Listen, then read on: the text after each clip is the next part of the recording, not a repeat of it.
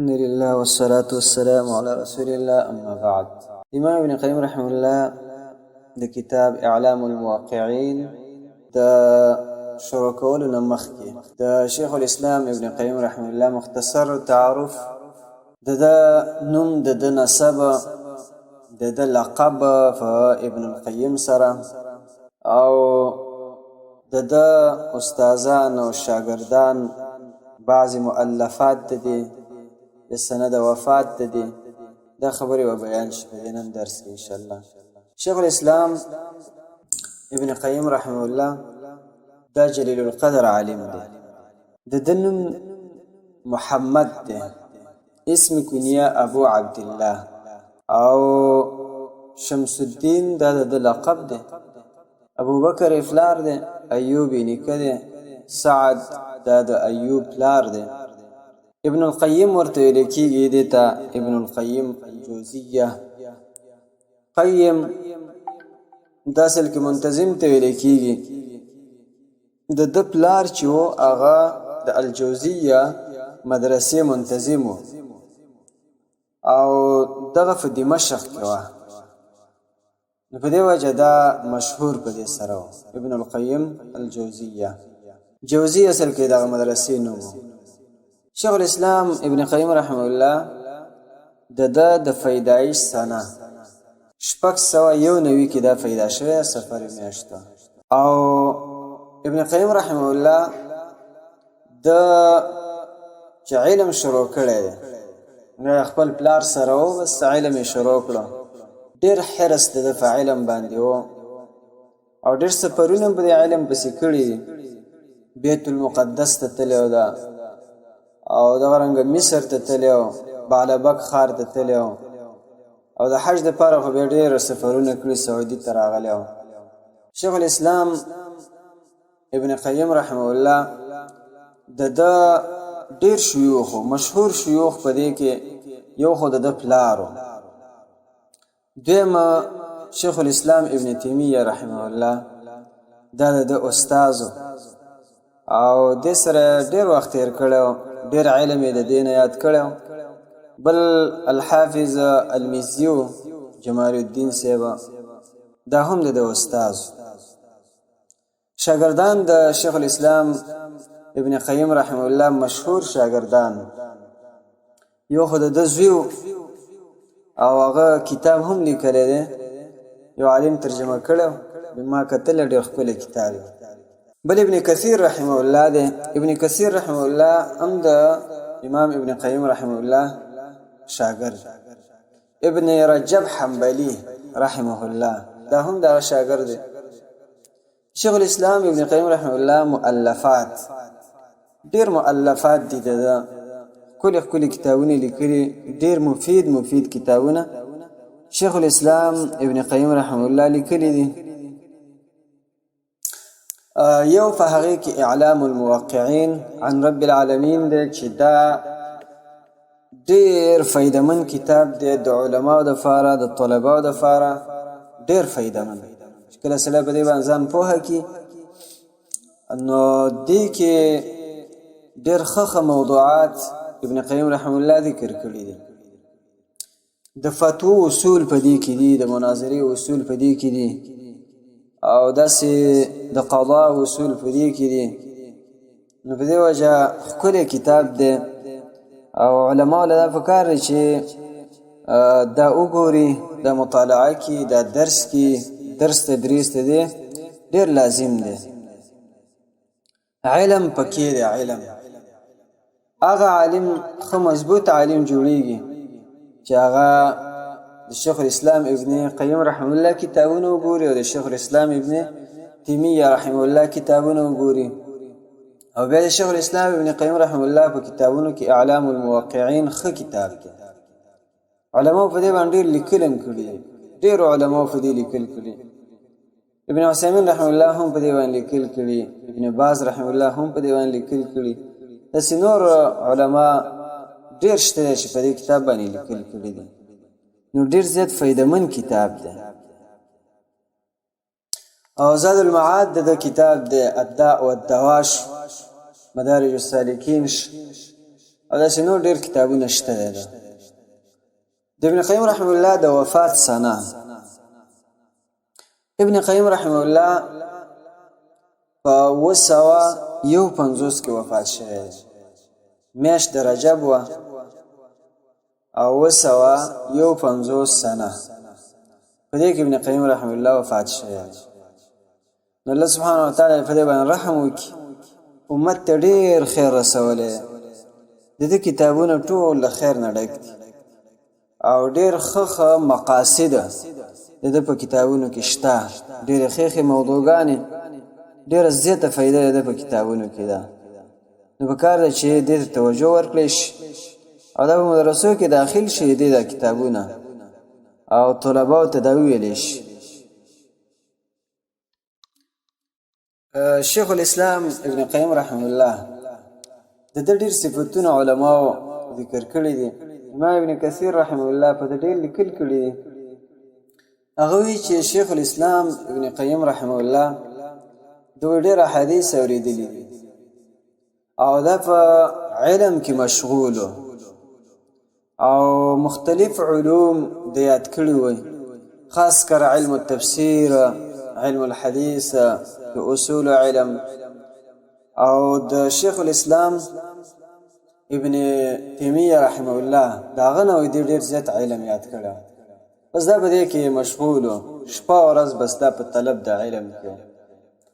د ده قرات ډېر مزیدار و، اخلاق ډېر ښکلي و، د چا سره دې حسد به نه کوو، نه به یې چا ته تکلیف رسوه، نه به یې چا سره څه کینه وه، بس د هر چا دوست ده، د هر مؤمن دوست.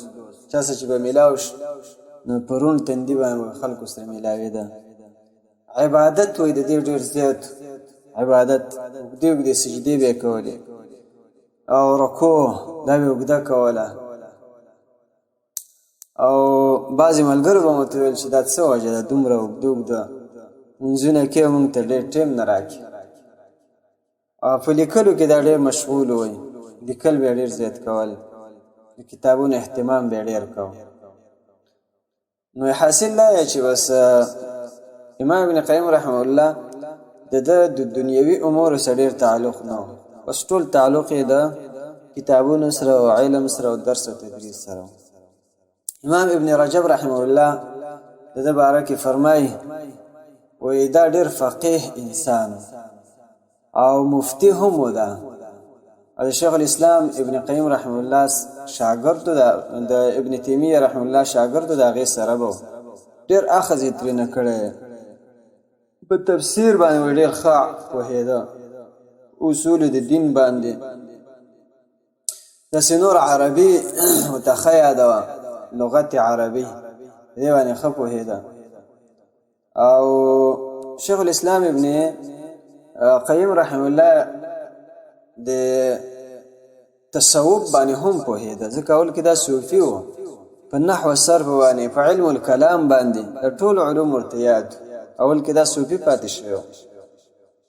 وروسته د شیخ الاسلام ابن تیمیه رحمه الله په وجه باندې الله سبحانه وتعالی دې ته بیا هدایت وکړ او دې ښکلي منهج ته یې راوست. ابن رجب رحمه الله وایي چې دا ده به ډېر عبادت کوو، تهجد به یې ډېر کول، اوږد لمونځ به یې کوو، ذکر به ډېر زیات کول، مینه محبت پکې ډېر او انابت پکې ډېر او استغفار به ډېر کو. الله سبحانه وتعالی ته به عاجزي ډېره کوله او تکبر پکې نه و. قرآن کریم په معنو باندې ښه پوهېده او د حدیثو په معنو او د دې په حقایقو باندې ښه پوهه سړی. ابن ناصر الدین الدمشقي رحمه الله دا هم وی علومو کې ډېر زیات ماهر و، په فنونو باندې ډېر مهارت، خاص کر په تفسیر باندې او الاصول فی المنطوق والمفهوم په دې باندې ډېر ښه پوهېده.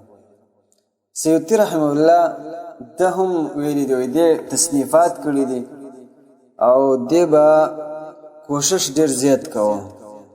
په دې وجه په تفسیر او په احادیثو کې دا د لوی لوی امامانو نه دي، او دغرنګه په فروعو کې او په اصولو کې او په عربیت کې دا د غټو ائمه نه امام سیوطي رحمه الله د په باره کې دا ویلي. امام ابن قیم رحمه الله د په سیرت باندې ډېر علماء کتابونه لیکلي، د آثار علمیه غیر ټول کړي دي. ابن قیم الجوزیه په نوم باندې یو کتاب لیکل شوی، محمد مسلم صرف لیکلی. ابن قیم الجوزیه حیاته و آثاره، بکر بن عبد الله ابو زید دا لیکلی.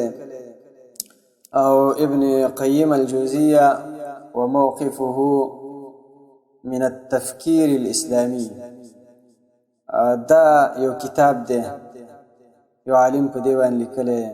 ابن القیم وآثاره العلمية، احمد ماهر البقري دا لیکلی. ابن القیم اللغوي، احمد ماهر البقري هم دا لیکلی. ابن القیم الجوزیه عصره ومنهجه، عبد العظیم عبد السلام صاحب دا کتاب لیکلی. نو ډېر علما په دې باندې لیکل کړي، اس نورم ډېر علما شته دي چې هغه په دې باندې لیکل کړي. بیا صدیق حسن خان صاحب د ترجمه په خپل کتاب کې کړې ده، او دا رنګه البدایه والنهایه کې د تذکره شته.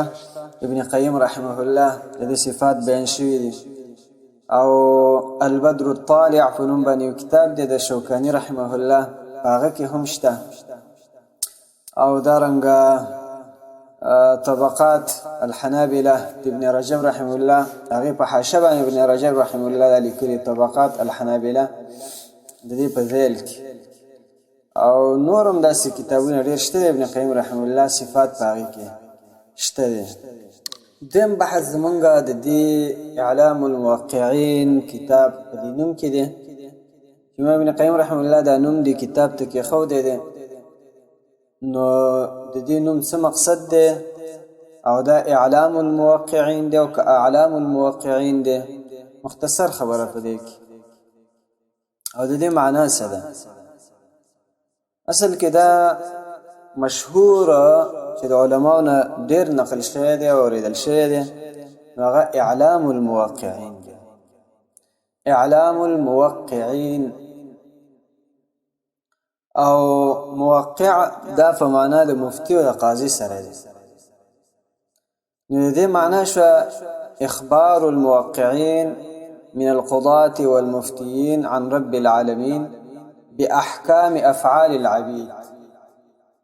مفتیانو قاضیانو ته خبر ورکول د رب العالمین په احکامو د افعالو د بندګانو، دا دې معنا ده.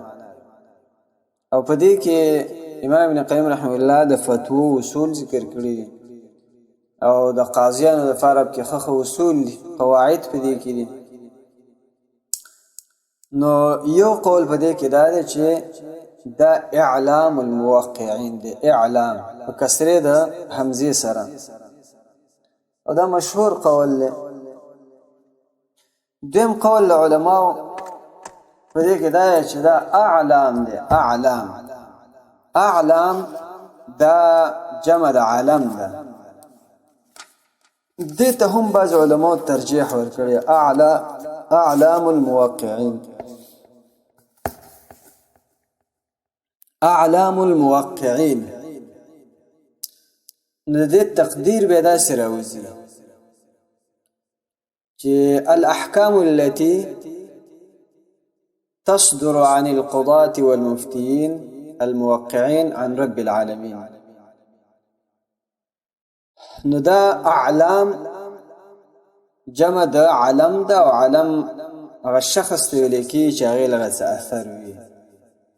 نو معنا دا چې کبار اهل العلم من القضاة والمفتيين الموقعين عن رب العالمين.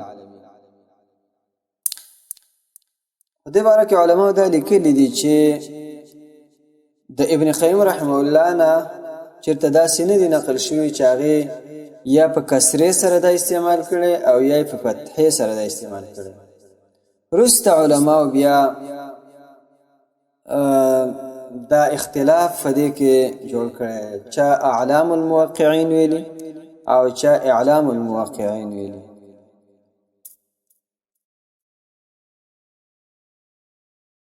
د دې کتاب دویم نوم هم علما ذکر کړی وي. دویم نوم د دې دی معالم الموقعين عن رب العالمين. معالم الموقعين عن رب العالمين دویم نوم د دې دا دی. مشهور چا په کتابونو کې ذکر شوی او هغه د علماو په خولو باندې جاری دی، په ژبو باندې جاری دی، نو هغه اعلام الموقعين دی.